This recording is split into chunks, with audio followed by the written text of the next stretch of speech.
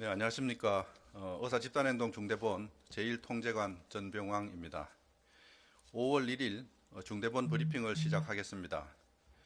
전공의 집단 행동으로 비상진료체계에 돌입한 지 11주차에 접어든 현재 정부는 중증, 응급환자 중심의 비상진료체계 유지에 만전을 기하고 있습니다. 일부 병원 의대 교수들이 어제인 4월 30일에 외래진료와 수술 축소 등 주 1회 휴진을 하겠다고 밝힌 바 있습니다. 40개 의과대학 소속 88개 병원 중 8개 병원의 일부 의사들이 외래 진료를 축소하였으며 축소된 외래 진료량은 2.5%에서 35% 수준입니다.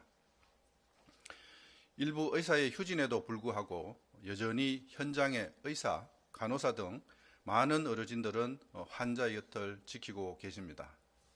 지금 이 순간에도 환자의 생명을 위해 최선을 다하고 계신 의료인 여러분과 정부의 비상진료 체계에 적극 협조해 주시는 국민 여러분께 깊은 감사의 말씀을 드립니다. 정부는 중증 응급환자 진료에 차질이 생기지 않도록 의료 현장의 상황을 면밀히 파악하겠습니다. 다음으로 비상진료 상황에 대해서 말씀드리겠습니다. 상급 종합병원과 종합병원 입원 환자는 전주 대비 소폭 감소하였습니다.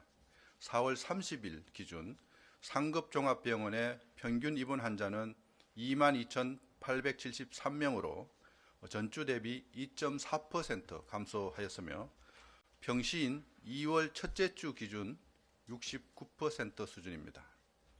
상급 종합병원을 포함한 전체 종합병원의 입원 환자는 87,565명으로 전주 대비 1.3% 감소하였으며 평시인 2월 첫째 주에 91% 수준입니다. 4월 30일 기준 상급 종합병원 중환자실 입원 환자는 전주 대비 1.1% 감소한 2,889명으로 평시에 87% 수준입니다. 상급 종합병원을 포함한 전체 종합병원의 중환자실 입원 환자 수는 전주 대비 0.8% 감소한 6,994명으로 평시에 95% 수준입니다.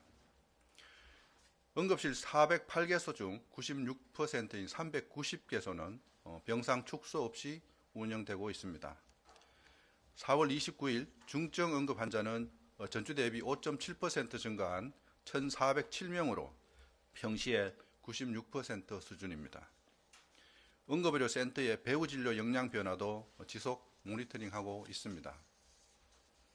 4월 30일 기준 중앙응급의료센터 종합상황판에 안과, 산부인과, 외과 등 일부 중증 응급질환에 대한 진료 제한 메시지를 표출한 기관은 15개 기관으로 전주 17개 기관 대비 2개 기관 감소하였습니다.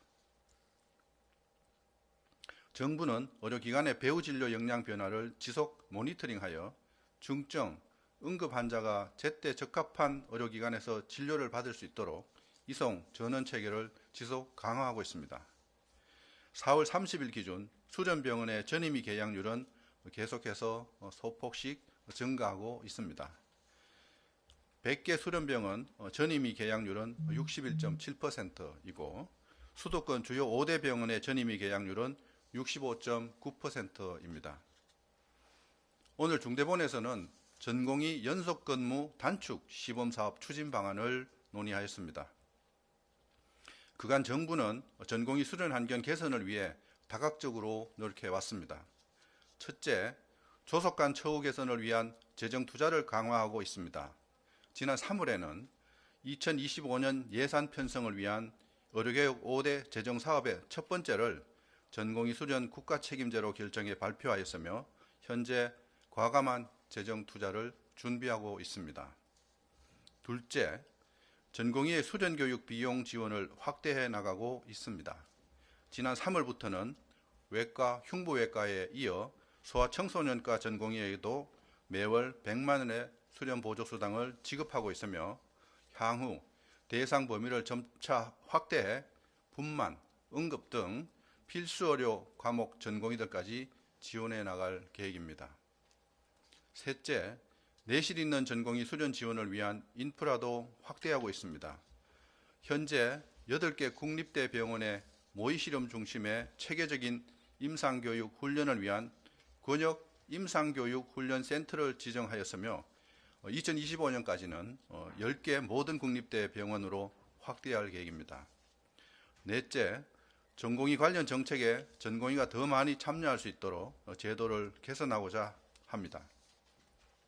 이를 위해 첫째, 13명인 수련환경평가위원회에 전공의 위원 참여를 확대하는 내용으로 전공의법 시행령 개정을 추진하고 있습니다. 다섯째, 전공의 수련 환경 개선을 위한 각 분야 전문가 의견을 지속 수렴하고 있습니다.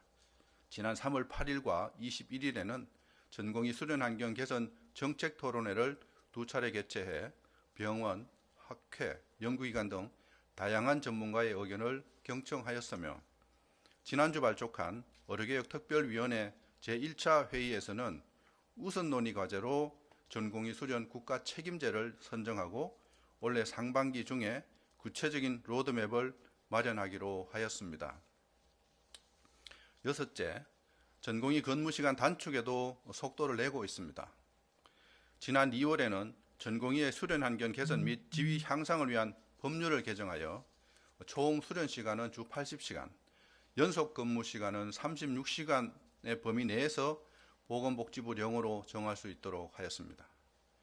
오늘 중대본에서는 전공의 연속 근무 단축 시범 사업을 논의하여 개정된 법률은 2년 뒤인 2026년 2월에 시행되더라도 시범 사업을 통해 전공의 과중한 근무 시간을 조속히 단축해 나가기 위한 조치를 할 것입니다. 시범 사업의 구체적인 배경과 추진 방안을 말씀드리겠습니다. 지난 2017년 12월 전공의 수련 시간을 4주 평균 주 최대 80시간으로 연속 근무 시간은 최대 36시간으로 규정한 전공의의 수련 환경 개선 및 지위 향상을 위한 법률이 시행된 이후에 전공의 근무 시간은 지속 단축되고는 있습니다.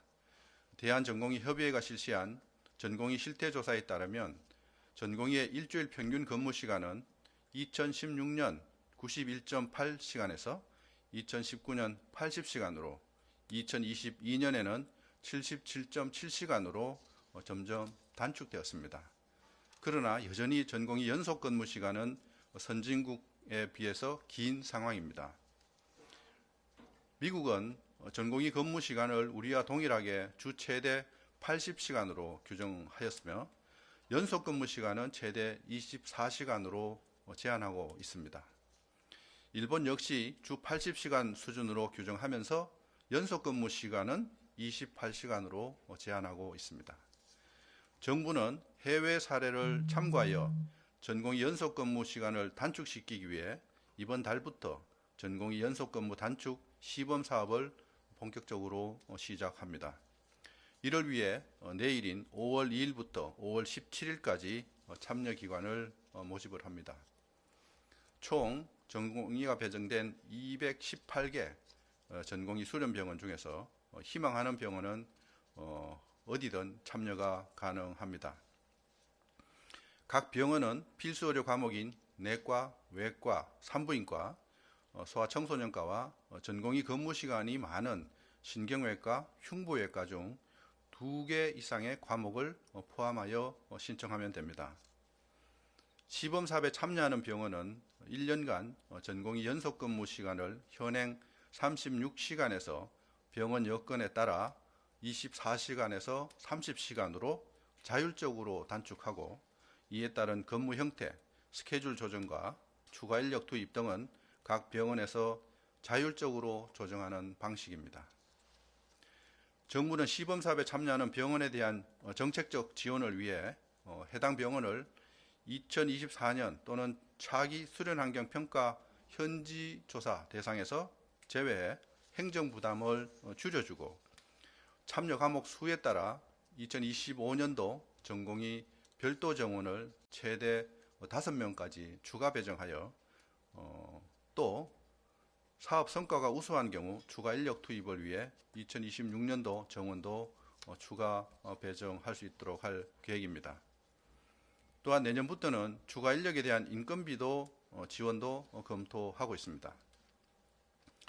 정부는 올해 하반기 중에 시범 사업을 통한 전공의 근무 만족도, 수련 교육의 효과성, 병원 운영 역량 등의 성과를 중간 점검할 계획으로 지난주 발족한 의료개혁 특별위원회 논의와 연계하여 전공의 연속 근무 시간 단축을 조속히 제도화해 나가겠습니다. 내일 오후에는 의료개혁 추진을 위한 건강보험과 재정의 역할을 주제로 제8차 의료개혁 정책 토론회를 개최합니다. 정부는 필수의료 분야에 대한 투자를 국방이나 치안과 같은 국가 본질적 기능으로서 충분히 지원하기 위해 10조 원 이상의 건강보험 재정뿐만 아니라 필수의료 특별회계 신설, 지역의료 발전기금 조성 등 별도의 재정체계를 구축하여 국가 재정 투입을 강화하기로 결정한 바 있습니다. 내일 토론회에서는 병원, 학회, 연구기관 등 다양한 분야의 전문가가 참여하여 의료 시스템 전반의 구조적 문제를 해결하기 위한 재정 투자 방향에 대해서 논의할 예정입니다. 정부는 앞으로도 의료계 등 현장과 긴밀히 소통하여 필수의료에 대한 지원이 충분히 이루어질 수 있도록 2025년도 예산을 편성해 나가겠습니다. 의료인 여러분께 말씀드립니다. 정부는 전공의 수련체계 개선을 비롯해 필수의료 분야에 대한 재정 투자를 내실 있게 준비하고 있습니다.